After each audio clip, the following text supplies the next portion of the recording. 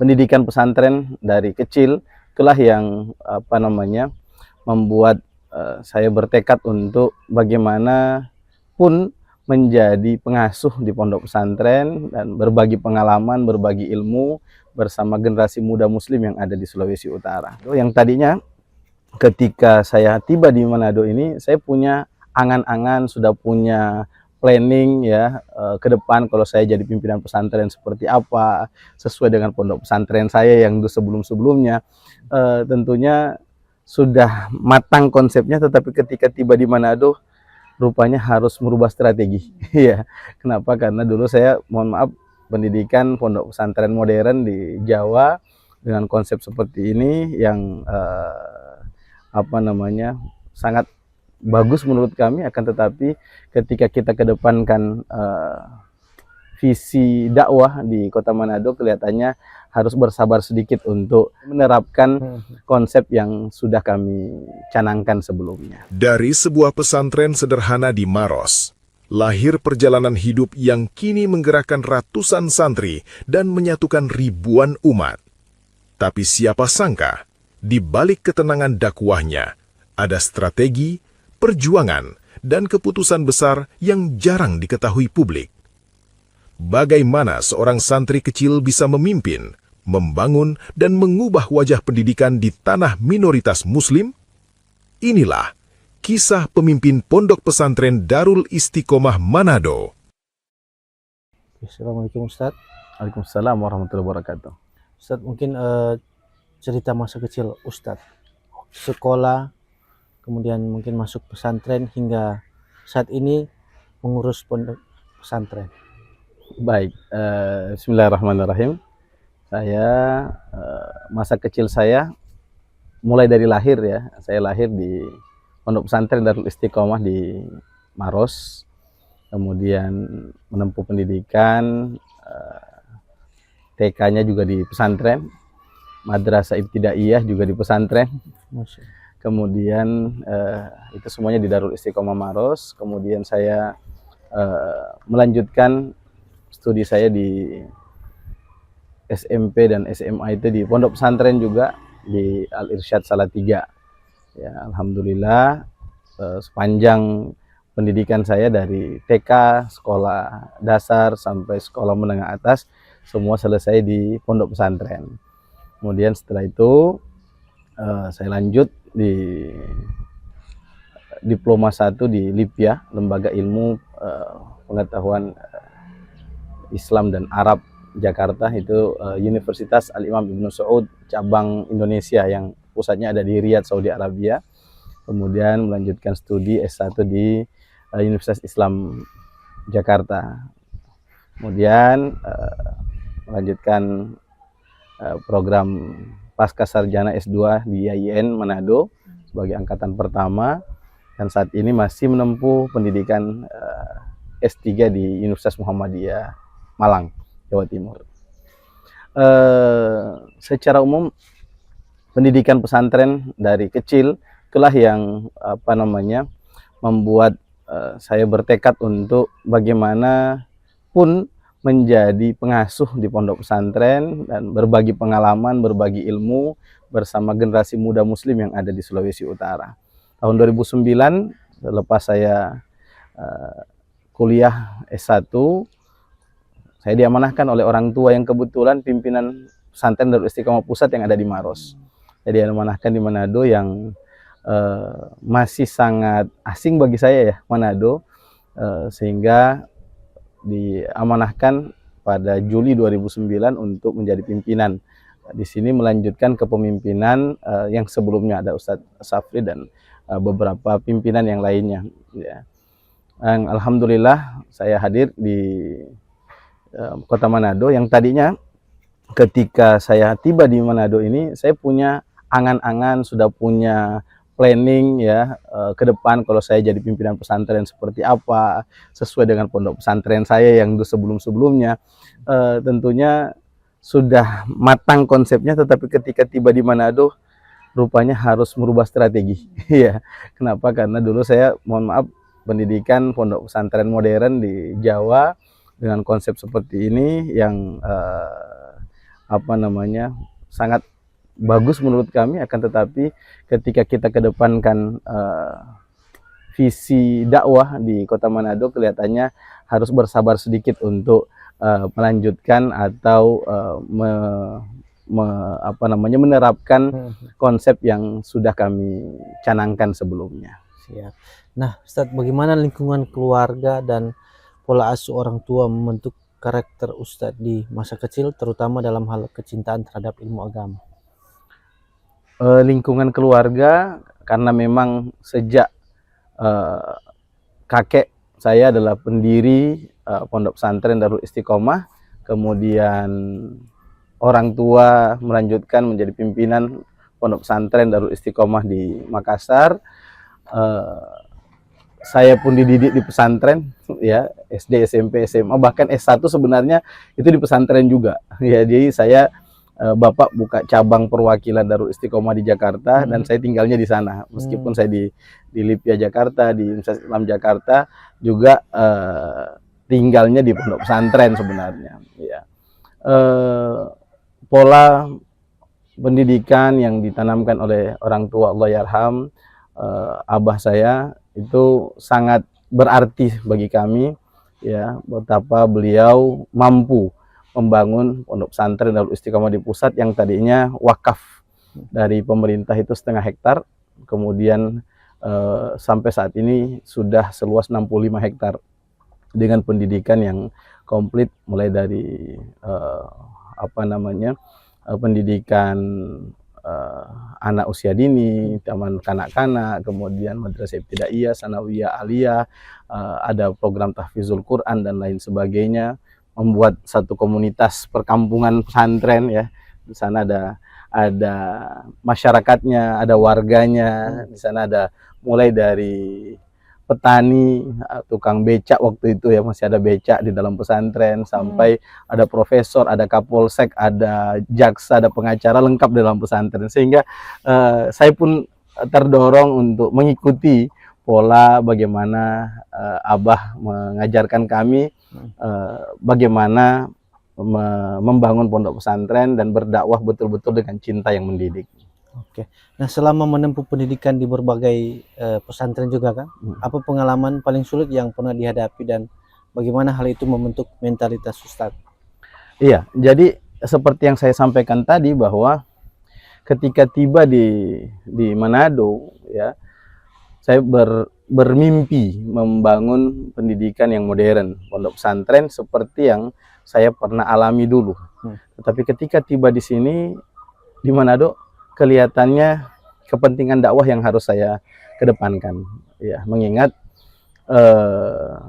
ketika anak santri kita berlakukan aturan lah, contoh masuk pesantren ada tes agama, pengetahuan dasar agama, ada tes hafalan Al-Quran, tentu ada persyaratan administrasi yang tidak murah ketika kita ingin menghasilkan anak-anak yang berkualitas. Namun ketika tiba di Manado, jumlah pesantren yang ada di kota Manado cuma 4. Pada waktu itu se-Sulawesi Utara setahu saya baru 13, satu provinsi Sulawesi Utara pondok pesantren, sehingga kami merasa bahwa kalau saya terapkan ini, yang ada basic agama kita terima, tidak ada basic agama kita tolak, maka di mana mereka mau belajar agama? Bisa baca Al-Quran, bahkan harus hafal juz amma minimal, kita terima. Ketika tidak bisa membaca Al-Quran, maka kita tolak. Maka di mana mereka membaca Al-Quran? Kalau sekiranya ada kemampuan finansial, bayar SPP dan lain sebagainya, itu yang kita terima. Ketika yang tidak mampu kita tolak. Maka di manalah orang-orang yang tidak mampu tadi melanjutkan pendidikannya, yang sangat rentan dengan pengaruh atau godaan-godaan akidah, ya. Sehingga kami pun membuka pondok pesantren dengan menerapkan aturan yang sangat longgar. Paham agama, alhamdulillah. Nggak paham agama, di sini belajar agama. Bisa baca Al-Quran, alhamdulillah. Tidak bisa baca Al-Quran, di sinilah tempatnya belajar Al-Quran. punya uang, alhamdulillah bisa saling membantu, saling subsidi silang barangkali, tapi tidak punya kemampuan, di sini tempatnya belajar. Dan alhamdulillah masyarakat muslim yang ada di Sulawesi Utara, bahkan secara umum masyarakat Sulawesi Utara pun memberikan dukungan, sokongan, bantuan untuk pendidikan generasi muda muslim yang ada di Sulawesi Utara. Sehingga alhamdulillah meskipun mungkin tertatih-tatih, akan tetapi sampai sejauh ini saya kurang lebih sudah hampir 17 tahun, 17 tahun. di Kota Manado. Alhamdulillah merasakan betul bagaimana indahnya dakwah, indahnya muamalah, indahnya hidup, kehidupan sosial di Sulawesi Utara. Ustaz, 17 tahun ini maksudnya sudah memimpin pondok? 17 tahun memimpin pondok pesantren Darul Istiqomah. Oke, nah. Yang usia Darul Istiqomah saat ini memasuki usia 38 tahun, sejak tahun 88. Jadi sebelumnya ada juga yang Sebelumnya ada pimpinan yang merintis, karena dulu ini apa ya, empang ya. Ini Empang, dulu iya, bobo-bobo di sini. Bobo, kemudian dijadikan kolam-kolam ikan, dan barulah pelan-pelan kami tata begitu. Oke, siap. Nah, Ustaz, mungkin ada kisah atau apa hal pertama saat memimpin pondok ini dulu? Iya, kisah pertama ketika memimpin pesantren sangat berat ya, awalnya ya. Awalnya Apalagi Manado kan. apalagi Manado. Di usia juga saya masih sangat muda waktu itu ya. Ya, ya. Masih belum sampai 30 tahun sebelum memimpin pesantren, yang hampir semua guru pengasuh yang ada lebih tua dari saya. Iya, iya. Ya. Tapi dengan tekad dan doa dari orang tua, support dari orang tua, kau pasti mampu, kau pasti bisa, maka alhamdulillah pelan-pelan kami kami mencoba untuk terus berdakwah memimpin pesantren Darul Istiqomah ini. Nah, perkembangan santri waktu itu mungkin saat Ustadz memimpin berapa jumlahnya, kemudian saat ini? Secara jumlah relatif hampir stagnan ya, hampir sama terus ya, karena memang sarana dan prasarana yang ada sampai saat ini kita masih terus membangun ya. Dulu kita membangun asrama, akan tetapi kita rehab total ya, kita bongkar dulu, kemudian kita bangun kembali ya, sehingga relatif masih sama, dan sampai saat ini kita masih terus membangun untuk bisa menampung jumlah santri yang lebih banyak lagi penerima manfaat untuk santri ini. Berapa banyak santri dan pengajar di sini? Kurang lebih saat ini mulai dari tingkat madrasah ibtidaiyah sampai madrasah aliyah kurang lebih ada 300 hampir 320 santri. Pengajarnya kurang lebih ada 37. 37. Ya. Nah, mungkin ada ini, bagaimana cara Ustadz membangun kepercayaan wali santri dan masyarakat di Sulut sehingga mereka bersedia menitipkan? Iya, jadi di Darul Istiqomah ini pertama kita awalnya kita masih mencari santri. Kita mencari santri di daerah-daerah, di hampir semua kabupaten kota, kepulauan yang ada di Sulawesi Utara. Oke. Alhamdulillah kita ajak untuk bergabung di sini. Dengan siapapun boleh bergabung. Kalau mampu alhamdulillah, tidak mampu juga insya Allah. Kebetulan kita punya lembaga sosial panti asuhan. Jadi pesantren panti asuhan Darul Istiqomah nama pondok kami. Jadi semua bisa bergabung ya, ada yang yatim, ada yang terlantar, ada yang tidak mampu, kurang mampu, maka insya Allah ini yang saling mendukung, baku bantu, sehingga ini bisa terwujud pendidikan yang semestinya di Darul Istiqomah. Bagaimana kami meyakinkan? Alhamdulillah, meskipun orang bilang di sini ada panti asuhan dan seterusnya, tetapi kita buktikan dengan prestasi anak-anak santri. Alhamdulillah, santri kami pernah juara 1 lomba atletik nasional dan juara 3 ASEAN. Mewakili Sulawesi Utara dari Darul Istiqomah. Ya, kami dalam kegiatan event Musabaqah Qiraatul Kutub, alhamdulillah antar pondok pesantren nasional selalu juga menjadi perwakilan dari Sulawesi Utara. Kemudian Pospenas, Pekan Olahraga dan Seni antar pondok pesantren nasional di Indonesia, antar pondok pesantren se-Indonesia pun Kami pernah meraih medali perak pencak silat di nasional. Kemudian kemarin alhamdulillah 2025 santri kami jadi utusan Sulawesi Utara di Popnas Pekan Olahraga Pelajar Nasional untuk pencak silat. Ya, alhamdulillah. Setelah tentunya menjuarai tingkat Sulawesi Utara, bahkan tingkat zona Sulawesi, ini zona 5 kalau nggak salah waktu itu. Kemudian madrasah semua yang ada, madrasah ibtidaiyah, madrasah sanawiyah, madrasah aliyah, semua sudah terakreditasi. Bahkan madrasah ibtidaiyah dan sanawiyah sudah terakreditasi A, aliyahnya B. Jadi dengan seperti ini kita gaungkan, masyarakat jadi tahu bahwa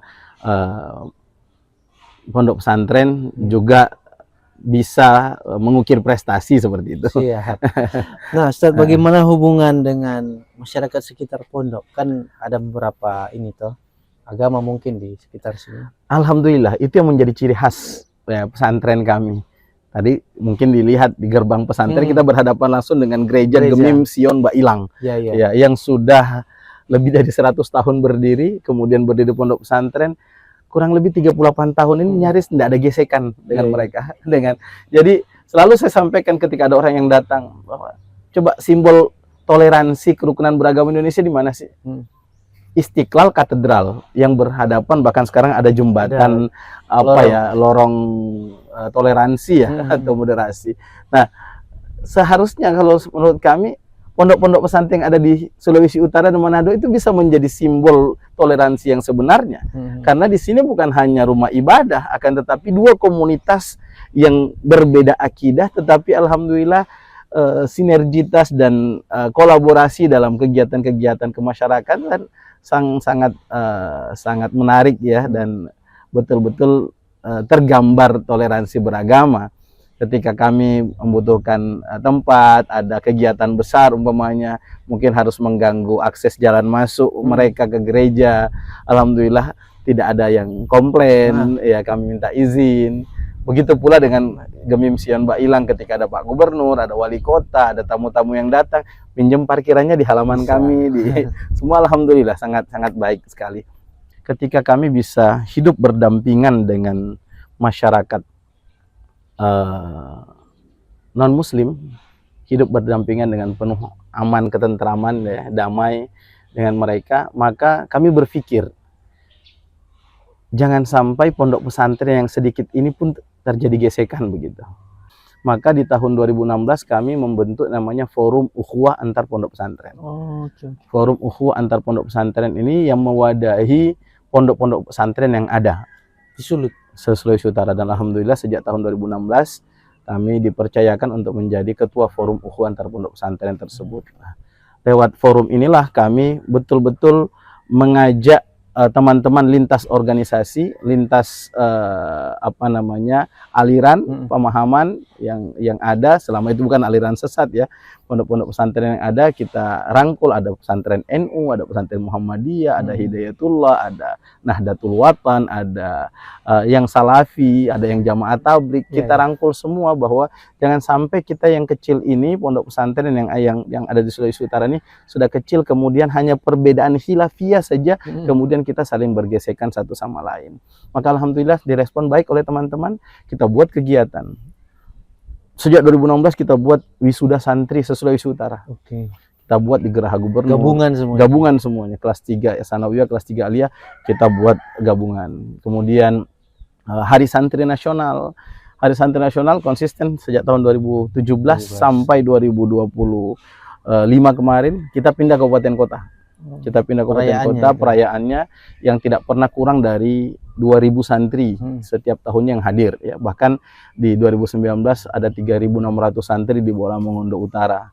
Dari total kurang lebih 10.000 santri saat ini yang terdata di Sulawesi Utara. Ya, alhamdulillah kita buat kegiatan, kita buat pospeda, pekan olahraga dan seni antar pondok pesantren tingkat daerah Sulawesi Utara. Dan alhamdulillah disitulah kita menjalin kebersamaan sesama santri, sesama pengasuh, sesama ustadz-ustadz di pondok pesantren se-Sulawesi Utara.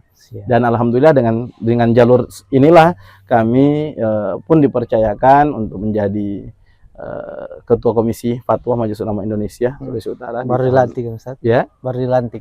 Sejak tahun 2020. Oh, 2000. Kemudian ini sekarang sudah masuk periode kedua. Oke.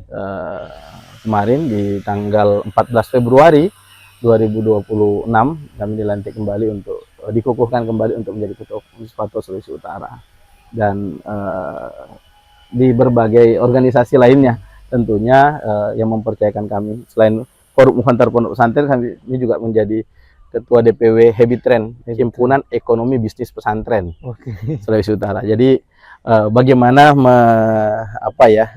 menghidupkan, mengajak teman-teman jangan hanya berpangku tangan menunggu bantuan, sumbangan, tapi ayo kita hidupkan ekonomi pondok pesantren yang lebih bermartabat, yang lebih pesantren yang lebih mandiri. Alhamdulillah ini gerakan-gerakan yang tidak mungkin kami lakukan sendiri, ya, tetapi mengajak rekan-rekan untuk mari bersama kita membangun kolaborasi antar umat beragama, khususnya umat Islam yang ada Sulawesi Utara. Oke, siap. Nah, Ustadz, tadi kan dengar ada 300-an santri dan ada juga yang panti asuhan. Ya. Nah, bagaimana Ustadz menjaga keberlangsungan operasional pesantren dan panti asuhan? Apakah ada unit usaha tertentu atau seperti apa, Ustadz? Iya, alhamdulillah. Jadi pertama tentunya alhamdulillah karena madrasahnya terdaftar, untuk operasional madrasah itu bisa tercover oleh dana BOS, ya, bantuan operasional sekolah. Kemudian yang lain ada subsidi silang sebagian santri yang bayar, meskipun nggak mahal-mahal juga. Sebenarnya nggak bisa mensubsidi silang juga sebenarnya. Cukup untuk diri mereka, tetapi alhamdulillah itu sudah cukup. Kemudian ada unit usaha. Kita punya unit usaha bakery, kemudian ada laundry, kemudian ada unit usaha lainnya. Di atas juga ada perkebunan. Kemudian tentunya ada donatur-donatur, baik yang tetap ataupun donatur yang lepas, yang sering membantu karena betul-betul tahu bagaimana perjuangan mendidik generasi muda muslim yang ada di Darul Istiqomah ini. Siap. Nah, terakhir mungkin dari berdasarkan seluruh perjalanan perjuangan Ustadz tadi, apa pesan bagi santri atau generasi muda yang ingin mengikuti jejak menjadi pejuang pendidikan Islam? Ikhlaskan niat bahwa kita berjuang, kita berdakwah karena Allah Subhanahu wa Ta'ala, bahwa segala apa yang kita lakukan semuanya tidak ada yang sia-sia. Sekecil apapun yang kita lakukan, kalau itu kebaikan, niscaya Allah Subhanahu wa Ta'ala pasti memberikan ganjarannya, dan sekecil apapun kalau itu kejelekan, maka pasti Allah akan memberikan ganjarannya. Nah, waktu hidup kita di dunia itu sangat singkat, bahwa ad-dunya darul amal wal akhiratu darul jaza. Dunia ini tempatnya beramal dan akhirat tempatnya pembalasan.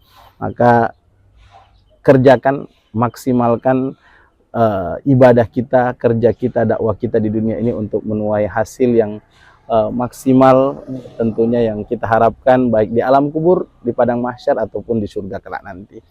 Insya Allah berjuang dengan niat yang ikhlas dan kerja keras, itu barangkali yang terpenting. Terima kasih Ustadz atas waktunya. Assalamualaikum warahmatullahi wabarakatuh. Waalaikumsalam warahmatullahi wabarakatuh. Download Tribun X sekarang, menghadirkan lokal menjadi Indonesia.